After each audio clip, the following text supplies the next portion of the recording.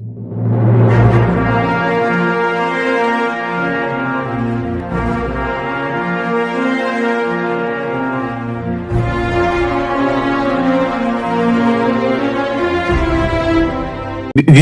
ijya kure ikatubwira ko tutagomba kwemera ubuhanuzi buje bwose kuko harimo n'ubw'ibinyoma kandi ubwo bukaba buziyongera cyane mu minsi y'imperuka. Uyu mugabo avuga ko yakiriye ubutumwa buturutse ku Mana ko isi yabigiye kugera ku ndunduro ku iherezo ryayo muri uyu mwaka. Harabura ibyumweru bike kandi uyu mugabo aravuga ko ari kugerageza kurokora buri umwe uri kumva ibi. Yubaka inkuge, ubwato bunini. Umva uko bumeze.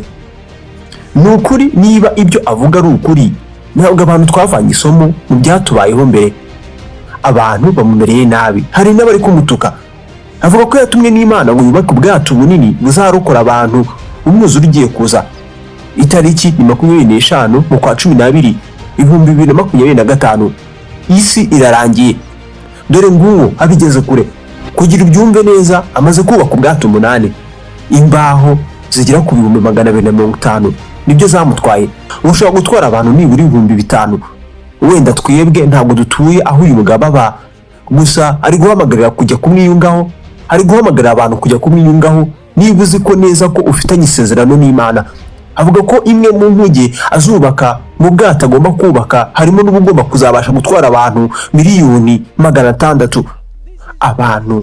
Abantu bamwe batangiye kwemera ibyo yizera ku buryo ku rubuga rwa TikTok rwe atangarizaho ubu butumwa amaze kugira abantu 201 barenga biteguye kuyoboka.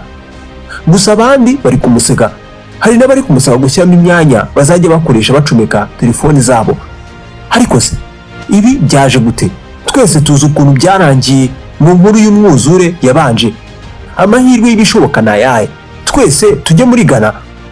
Uyu mugabo ntabwo ari umusazi nk'uko bitekereza. Reka tumuvugeho. Mu buhanuzi hirya no hino ku isi hari abavuga ibyo bashatse. Ariko se Nowa uyu mugabo amahirwe yo kuba yarokora isi yose n'abayituye angana ate? Umunyafurika utuye muri Ghana, ibi twabiha amahirwe angana iki? Ndabasuhuje, nitwa Samuel Mugisha. Kora subscribe nibwo uzajya urabona ibiganiro by'ubwenge nk'ibi. Yitwa Nowa, azwi cyane nka Jesus cyangwa se Yesu.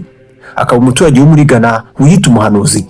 Uyu munsi ari kubaka icyafatwa nk'inkuge igezweho ijyanye n'igihe. Akoresheje imbuga nkoranyambaga zirimo TikTok na Instagram, uyu mugabo atangaza ubutumwa budasiba gushyira abantu benshi mu bwoba n'urungabangabo. Mu mvugo ye avuga ko yakira ubutumwa bukomoka ku Mana ko isi yabigiye kurangira, bityo Imana nayo ikaba yaramuhaye intego n'umuyoboro ngo akize abantu bayo. Nta soni bimuteye, avuga ko vuba aha turaza kwibasirwa n'umwuzure kandi uyu mwuzure ntabwo uzadusiga amahoro. Mu buhanuzi bwe avuga ko isi igiye kurangira ikarangizwa n'umwuzure uzaterwa n'imvura izagwa ubudahagarara ikazamara imyaka 3. Byose bigatangira kuri Noheli cyangwa se Noel uyu mwaka, kuri Noheli ejo bundi. Muri uwo mujyo ari kubaka inkuge mu kwitegura umwuzure. Avuga ko azashyira inyamaswa na buri bwoko bwayo, ikigore n'ikigabo, muri ibi biti ari kubaza. Ariko kandi agatoranya bamwe mu batoranyijwe b'abantu bazarokoka nyuma y'umwuzure. Ibintu bimeze neza nk'inkuru iboneka muri Bibiliya ya Nowa n'umwuzure. Avuga cyane n'umuburo mwinshi asaba abantu kuva hirya no hino ku isi kugera ku nkuge ye kare, bakagera ku nkuge ye kare kugira barokoke ikiza kigiye kuzira ikiremwa muntu, umwuzure.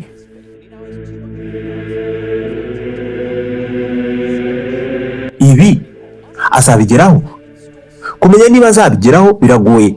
Kuvuga ko umwuzure ugiye kuza ugashyira iherezo ku isi muri uku kwezi kwa 12 kuri Noheli tariki 25 ni inkuru mu zindi zidasiba kugirwaho impaka.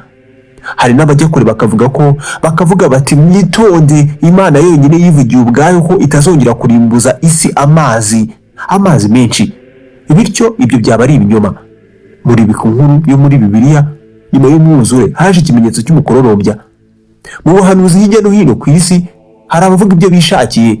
Ariko se Nowa uyu mugabo amahirwe yo kuba yarokora isi yose n'abayituye angana ate? Umunyafurika utuye muri Ghana, ibi twabiha amahirwe angana iki? Umwuzure uzamara imyaka 3 kandi uzahera kuri tariki 25 z'ukwa 12 uyu mwaka kugera kuri ibi bisa n'ibidashoboka cyangwa se niyo twavuga ko bitabaho. Nk'ubu turebeye mu bihamya bya siyanse, nta kimenyetso na kimwe haba mu iteganyagihe cyerekana ko dukwiye kwitegura umwuzure uzamara imyaka 3 guhera kuri Noheli uyu mwaka. Yewe turebye nuko bimeze, ibihe bimeze, wenda umwuzure mu duce tumwe na tumwe tw'isi ndetse n'ibihe bigoye bitewe n'ihindagurika ry'ikirere biriho. Gusa nta kigo na kimwe cyo ku isi kivuga ko abantu bakwiye kwitegura ibi ngibi. No kubaka inkuge ubwabyo, inkuge ishobora gutwara abantu bose uko ari miliyari 8 batuye isi na buri nyamaswa n'ubwoko bwayo, ikigore n'ikigabo, ni ibintu bisa n'ibidashoboka. Ni ibintu bisa n'ibidashoboka ku muntu uwo ari wese wigenga cyangwa se itsinda ry'abantu bake. Uretse n'ibyo, ijambo ry'Imana risa n'itemera ibi ngibi. Mu gitabo cy'Imana ku ruhande rw'abakristo ko mu itangiriro, ngende usome ku gice cya 9 umurongo wa 11. Nyuma y'umwuzure wo ku bwa Nowa, Imana yatanze ikimenyetso cy'umukororombya, y'utanga nk'ikimenyetso ko bitazongera ukundi, ko ubuzima bwarangizwa n'amazi y'umwuzure, amazi menshi. Never again will there be a flood to destroy the earth. Nuko havuga itangiriro 9 umurongo wa 11. Bibiliya inajya kure ikatubwira ko tutagomba kwemera ubuhanuzi buje gutyo, kuko muri bwo harimo n'ubw'ibinyoma, kandi ubwo buziyongera cyane mu minsi y'Imperuka. Matayo 24 umurongo wa 36. Nta muntu n'umwe uzi umunsi n'igihe. Mwitondera abantu bababwira amatariki isi izarangiriraho. Nubwo bimeze gutyo, uyu mugabo nawe ari kubaka cyangwa se uri kubaka inkuge muri Ghana, nawe avuga ko azarokora abantu bake bahiswemo aho ku isi yose nk'uko twabivugaga, ndetse n'inyamaswa tutazisize. Umushinga we wose tuziba ku biciro ry'umugani.